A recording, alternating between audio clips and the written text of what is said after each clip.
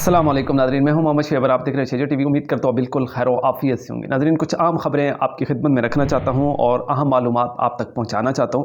ناظرین، ایک ایسا ادارہ جس کی بنیاد سن 1957 میں رکھی گئی اور اس کے جو بانی تھے حضرت شیخ التفسیر حضرت مولانا عبدالغنی جاجوی صاحب رحمۃ اللہ علیہ تھے، ٹھیک ہے۔ اتنی بڑی شخصیت، یہ وہ شخصیت تھی جس نے شیخ القرآن صاحب سے دورہ پڑھا تھا، اور شیخ القرآن صاحب ان کے بارے میں فرمایا کرتے تھے کہ میرے بعد اگر آپ دورہ پڑھنا چاہیں، اگر آپ تعلیم حاصل کرنا چاہیں تو شیخ جاجروی صاحب کے پاس رحیم یار خان میں چلے جائیں۔ اتنی بڑی شخصیت، ٹھیک۔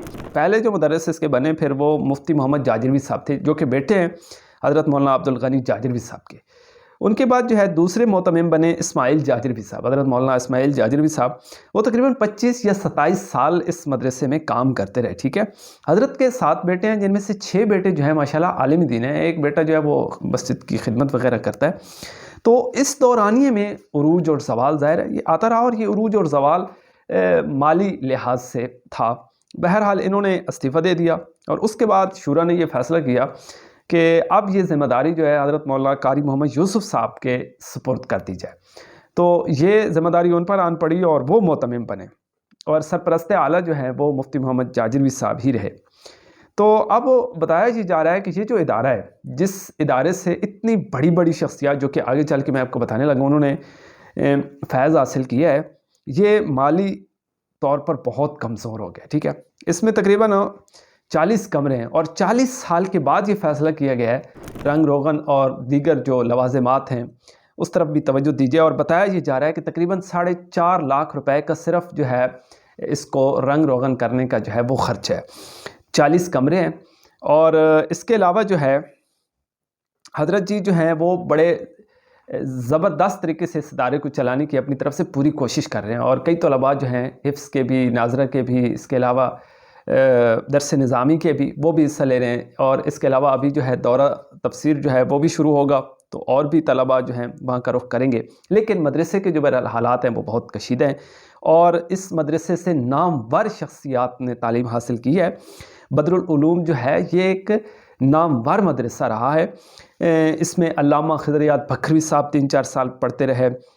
سید ضیاء اللہ شاہ صاحب بخاری حافظ اللہ کے دونوں بیٹے سید شفاء اللہ شاہ اور سید لقاء صاحب جو ہیں دونوں یہاں پڑھے۔ طارق عزیز باجوہ صاحب، حضرت مولانا طارق عزیز باجوہ صاحب یہاں پڑھتے رہے۔ مولانا احمد شعیب صاحب، مفتی محمد عثمان صاحب، لیاقت صاحب، قاری محمد چاند صاحب جیسی اہم اور بڑی بڑی شخصیات اس ادارے سے فیض حاصل کرتی رہی۔ اس کے علاوہ نذیر احمد صاحب ہو گئے، عبدالباقی صاحب ہو گئے، خیبر پختونخوا سے کئی علماء اکرام، مولانا عبدالغفور حیدری صاحب جو کہ جمعیت علماء اسلام کی اہم ایک شخصیت ہیں، وہ بھی اسی ادارے سے پڑھتے رہے۔ حضرت مولانا منظور احمد مینگل صاحب بھی یہاں پڑھتے رہے۔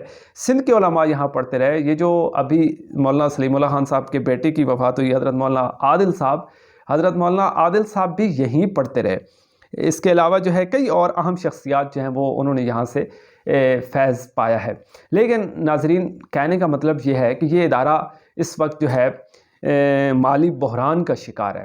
تو معتمم صاحب کا اور دیگر وہاں کی انتظامیہ کا یہ کہنا ہے کہ جتنے بھی مخلص احباب ہیں جن کو اللہ نے توفیق دی ہے، تو وہ اس کار خیر میں ضرور حصہ شامل کریں۔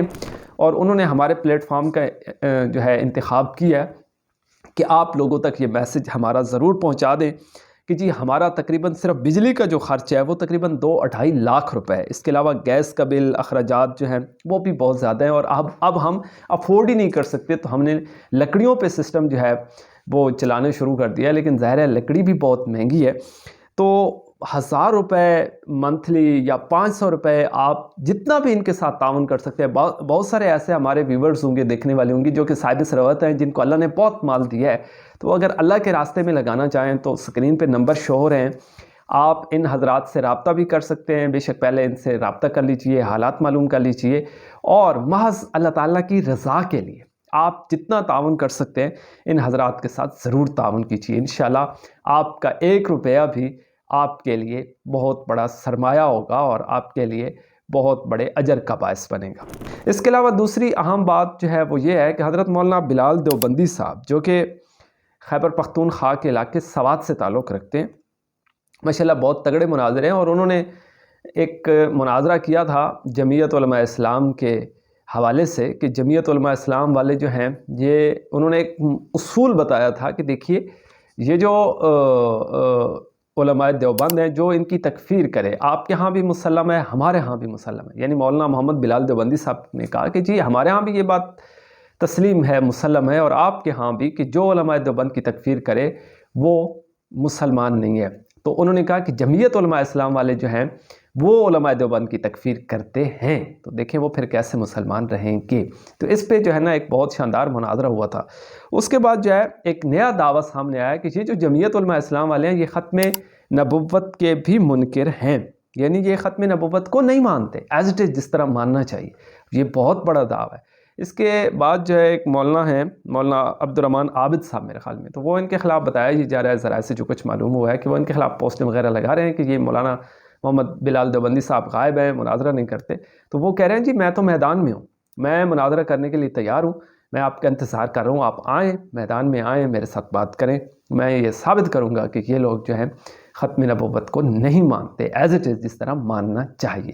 تو اب دیکھتے ہیں کہ آگے سے کیا رسپانس آتا ہے۔ بہرحال مولانا بلال دیوبندی صاحب جو ہیں اس وقت میدان میں اتری ہوئی ہیں اور مقابلہ کرنے کے لیے ہم وقت تیار بیٹھی ہوئی ہیں۔ ناظرین اس کے علاوہ ایک بہت خوشی کی بات بھی آپ کو بتاتا چلوں کہ ضلع منڈی بہودین سے تعلق رکھنے والی ایک بہت ہی ملنسار شخصیت جسے لوگ سعید الرحمن بلوچ کے نام سے جانتے ہیں، وہ ضلع منڈی بہودین کے ناظم اعلیٰ منتخب ہوئی ہیں، تو ہماری طرف سے انہیں ڈھیروں مبارکباد۔ ویسے میں آپ کو ایک بات بتاؤں کہ جب حضرت جی نے پہلی دفعہ مجھ سے رابطہ کیا تو فرمانے لگے کہ بیٹا کیا حال ہے، کیسے مزاج ہے، مجھے ویسے بڑی خوشی ہوئی اور انہوں نے اپنا تعارف کروایا، اور پھر یہ گفتگو کا سلسلہ جاری رہا، وقتاً فوقتاً کال پہ رابطہ ہوتا رہا، اور وہ کئی دفعہ ہمارے ساتھ سیشن بھی کر چکے ہیں۔ ایک دفعہ وہ فرمانے لگے کہ بیٹا میں محسوس ہی کر رہا ہوں کہ آپ میں یہ ایبلٹی ہے کہ آپ لکھ بھی سکتے ہیں، ٹھیک ہے، تو آپ لکھا کریں، آپ کالم لکھا کریں۔ مجھے ویسے اس وقت انہوں نے حوصلہ دیا، لیکن مجھے بڑا فیل ہو رہا تھا کہ شاید یہ کام مجھ سے نہیں ہو پائے گا، مشکل ہے۔ چلے میں ہر انسان کی کوئی نہ کوئی خصوصیت ہوتی ہے، خوبی ہوتی ہے، کسی نہ کسی میدان میں وہ ماہر ہوتا ہے، لیکن ہر بندہ ہر میدان میں تو ایکسپرٹ نہیں ہوتا، تو شاید لکھنے کی طرف میرا اتنا رجحان نہیں تھا۔ انہوں نے کہا نہیں بیٹا آپ لکھیں۔ میں نے لکھنا شروع کیا، یقین مانے میں نے پہلا کالم لکھا، اخبار والوں کو بھیج دیا، دوسرے دن اخبار پڑھا تو وہ کالم شائع ہو چکا تھا۔ مجھے بڑا تجسس ہوا، بڑی حیرانگی ہوئی، کمال ہے یار۔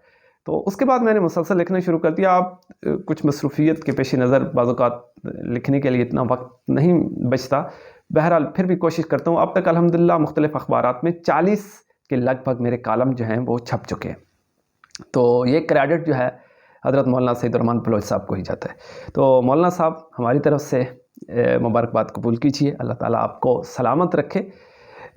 اس کے علاوہ ناظرین ایک اور اہم خبر بھی آپ کو دیتا چلوں کہ حضرت مولانا بندیالوی صاحب کا ایک کلپ سننے کو ملا، جس میں وہ یہ کہہ رہے ہیں کہ عہدوں پر جو ہے با کردار لوگوں کو آنا چاہیے، یعنی کہ عہدہ طلب کرنا یہ تو ویسے بھی کوئی اچھی بات نہیں ہے، لیکن اگر عہدوں پہ کوئی شخص فائز ہوتا ہے تو وہ با کردار ہونا چاہیے، یعنی ایسا بندہ نہیں ہونا چاہیے جو سوئی کی طرح، ٹھیک ہے، درزی کی سوئی کی طرح۔ انہوں نے ایک مثال دی ہے کہ کبھی اندر کبھی باہر، ٹھیک ہے۔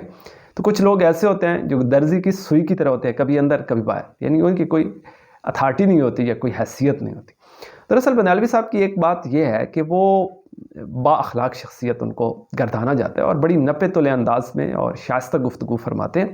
اور اس کے علاوہ ان کے لیے یہ بھی ہے کہ وہ اپنے تو کجا مخالفین کے لیے بھی، اپنے ورکرز کو، اپنے چاہنے والوں کو، اور خود بھی ذاتی طور پر یہی کہتے ہیں کہ کسی کو برے القابات سے پکارنا یا ایسی باتیں ان کی طرف نتھی کرنا، ان کی طرف منسوب کرنا جو کہ بہت ہی معیوب کن ہوں یا بری لگیں، جس سے بندہ خود اپنے لیے کوئی اگر کہے ایسی مثالیں دینا جس سے کہ میں ایسی مثال دوں جو تمہیں بری لگے، تو میں وہی مثال اپنے آپ پہ فٹ کروں کہ اگر کوئی میرے بارے میں یہ کہے تو مجھے کیسا لگے گا۔ تو یہ سوچنا چاہیے۔ وہ اکثر مطلب اس طرح کے حوالے، اس طرح کی باتیں کرتے رہتے ہیں، لیکن ایک اپنے عالم دین کے بارے میں اس طرح کی گفتگو کرنا میرے خیال میں یہ بالکل بھی مناسب نہیں ہے۔ تو بندیالوی صاحب کو اس پہ ضرور سوچنا چاہیے۔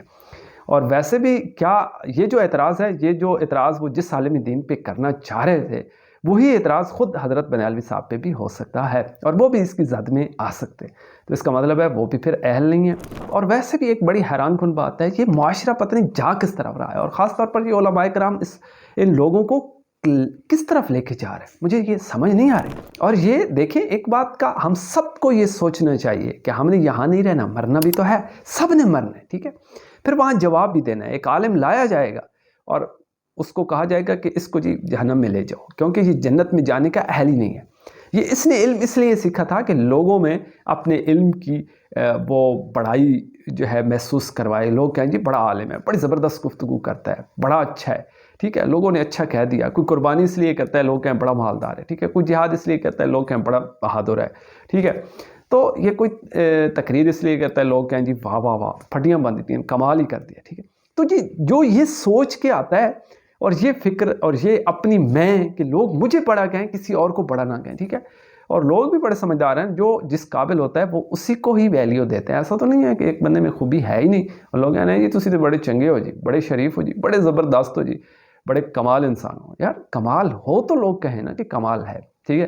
تو دیکھیں، کسی سے حسد کرنا، بغض رکھنا، انا، تکبر، میں، یہ اہل توحید کو زیب نہیں دیتی، ٹھیک ہے۔ آپ کا کام ہے توحید اور سنت کی اشاعت کرنا اور شرک اور بدعت کا کلا کما کرنا۔ اس پہ کام کیجیے۔ عہدہ کس کے پاس ہے، کس کے پاس نہیں ہے، یہ کیا ہے، یہ معمولی سی چیز ہے، ٹھیک ہے۔ اور جو قابل لوگ ہوتے ہیں انہیں تو اس چیز کی ضرورت ہی نہیں ہوتی، ٹھیک ہے۔ وہ خود ایک بہت بڑا عہدہ ہوتے ہیں، اس لیے وہ عہدوں کے پیچھے بھاگتی نہیں ہے اور نہ عہدہ ان کے لیے کوئی ویلیو رکھتا ہے۔ یہ ایک معمولی سی چیز ہوتی ہے، حوصلہ افزائی ہوتی ہے، کوئی کر دے تو ٹھیک۔ اور پیغمبروں کا کیا شیوا رہا ہے، ٹھیک ہے۔ پیغمبروں کا یہ مزاج ہے کہ کوئی ان کی تعریف کرے تو خوشی نہیں ہوتی، کوئی اگر برائی کرے تو غم نہیں ہوتا، ٹھیک ہے۔ وہ ان کا مقصد ہے بلغ ما انزل الیک من ربک، کہ جو کچھ اوپر سے رحمان نازل کرتا جائے، رحمان کا بندہ اس سب کو آگے پہنچاتا جائے، ٹھیک ہے۔ اور خود میرے محبوب نے فرمایا بلغوا انی ولو آیہ، اگر آپ ایک آیت بھی جانتے ہیں نا، آپ تک میرا ایک پیغام بھی پہنچا ہے، ایک میسج بھی پہنچا ہے، ایک آیت بھی پہنچی، تو اس کو اپنے پاس نہیں رکھنا، لوگوں تک پہنچاؤ، ٹھیک ہے۔ صرف لوگوں تک ہی پہنچانا نہیں ہے، خود بھی عمل کرنا، ٹھیک ہے۔ دو چیزیں کہ جو کچھ آپ جانتے ہیں اسے دوسروں تک بھی پہنچائیں۔ نیت، انما الاعمال بالنیات، اعمال کا دار و مدار نیتوں پر۔ اگر نیت ٹھیک نہیں ہے نا تو پھر کچھ بھی حاصل نہیں ہونے والا، ٹھیک ہے۔ دنیا میں اگر آپ واہ واہ چاہتے ہیں وہ ہو جائے گی، ٹھیک ہے۔ لوگ آپ کو بڑا بھی کہہ دیں گے، بڑا خطیب مان لیں گے، بڑا مناظر مان لیں گے، بڑا مدرس مان لیں گے، بڑا شیخ مان لیں گے، لیکن آخرت میں آپ کا کوئی حصہ نہیں ہے، ٹھیک ہے۔ تو جو اپنی آخرت کی فکر کرتا ہے سب سے پہلے اس کے دل میں خوف خدا آ جاتا ہے، ٹھیک ہے۔ وہ کسی کا برا نہیں سوچتا، نہ کسی کا برا چاہتا ہے اور نہ کسی کے ساتھ برا کرتا ہے، ٹھیک ہے۔ اس کا مقصد یہ ہوتا ہے کہ میں ایسی بات کروں جس سے میرا اللہ مجھ سے راضی ہو جائے، ٹھیک ہے، اور وہ اعمال کروں جس سے میرا اللہ مجھ سے راضی ہو جائے، اور لوگوں کو وہ بات بتاؤں جس سے میرا اللہ مجھ سے راضی ہو جائے۔ لا اکراہ فی الدین، دین میں تو کوئی جبر نہیں ہے، کوئی زور زبردستی نہیں۔ آپ کا کام ہے پہنچانا، اصلاح کرنا۔ اختلاف رائے کو کبھی مخالفت میں مت تبدیل کیجیے۔ اور علماء کرام کو چاہیے یار، میں ویسے اتنا حیران ہوتا ہوں جب مذہبی لوگوں کے منہ سے میں گالیاں سنتا ہوں، مذہبی لوگوں کے منہ سے نازیبا گفتگو سنتا ہوں، مذہبی لوگوں کے منہ سے میں ناشائستہ نازیبا الفاظ سنتا ہوں، بڑا دل دکھی ہوتا ہے یار۔ بعض اوقات ہمارے کالجز کے، یونیورسٹیز کے طلباء جو ہیں وہ بھی ایسی باتیں کرنے سے ہچکچاتے ہیں کہ یار یہ بد تہذیبی ہے، لیکن مذہبی لوگ جب یہ سب کرتے ہیں تو بہت افسوس ہوتا ہے۔ اب آپ کہیں گے یار یہ مذہبی لوگوں پہ تنقید کیوں کر رہا ہے؟ دیکھیں مذہبی لوگ آئیڈیل ہیں، نمونہ ہیں ان سب لوگوں کے لیے، تو وہ دیکھتے ہیں جب ان کو تو کہتے ہیں یار یہ کیسے مذہبی لوگ ہیں، کیا یہی دین ہے، کیا یہی شریعت ہے، کیا یہی اسلام ہے، کیا یہی اس کا طور طریقہ اتوار، رہن سہن، چال چلن، بات گفتگو، آداب یہی ہے؟ تو وہ الٹا متنفر ہوتے ہیں، اور سبب کون بنتا ہے؟ یہی لوگ سبب بنتے ہیں جو ناشائستہ گفتگو کرتے ہیں۔ تو کبھی بھی اب میری باتوں سے شاید میں نے شروع سے اینڈ تک جتنی باتیں کی ممکن ہے آپ 100% مجھ سے جو ہے اتفاق نہ کریں، لیکن ادب کے دائرے میں رہتے ہوئے آپ تنقید کریں، آپ کو حق حاصل ہے۔ ادب کے دائرے میں رہتے ہوئے آپ اختلاف رائے رکھیں، آپ کو حق حاصل ہے، ٹھیک ہے۔ لیکن اس حد تک آگے بڑھ جانا، ایک اخلاق کا بھی دائرہ کار ہے، حدود و قیود ہے نا، حدود و قیود کا پاس رکھتے ہوئے بات کرنا، اختلاف کرنا، اپنی بات دوسرے کو سمجھانا، یہ ہوتی ہے شائستگی، یہ ہوتا ہے ادب، احترام، تربیت، ٹھیک ہے۔ اگر یہ نہیں ہے تو پھر میرے خیال میں آپ کو اثر نو ہم سب کو اپنی زندگیوں کا جائزہ لینا چاہیے، کہاں خرابی رہ گئی ہے، ٹھیک ہے۔ پہلے اپنی، ٹھیک ہے، وہ کسی شاعر نے کیا خوب کہا ہے کہ ساری عمر یہی ایک بھول کرتا رہا، دھول تھی چہرے پر اور آئینہ صاف کرتا رہا۔ یعنی کہ ایک بندہ تھا، اس کا اپنا چہرہ مٹی سے آلود تھا، اور جب آئینہ دیکھتا تو کہتا یار یہ تو سارے آئینے پہ مٹی لگی ہو، میرا چہرہ صاف دکھائی نہیں رہا. بھائی اس کا کیا قصور ہے؟ آئینے کو کوسنے کی بجائے اگر ہم سب اپنا چہرہ دھو لیں، مٹی سے جو آلود ہوا چہرہ ہے اس کو اگر ہم صاف کر لیں تو بھائی آئینہ تو وہی دکھائے گا نا جو حقیقت ہے. تو آئینے کو برا بھلا مت کہیے اور اپنا چہرہ دھو لیجیے. اپنے من میں ڈوب کے پا جا سراغ زندگی، تو اگر میرا نہیں بنتا نہ بن، اپنا تو بن. اجازت دیجیے، اللہ نے کے بعد.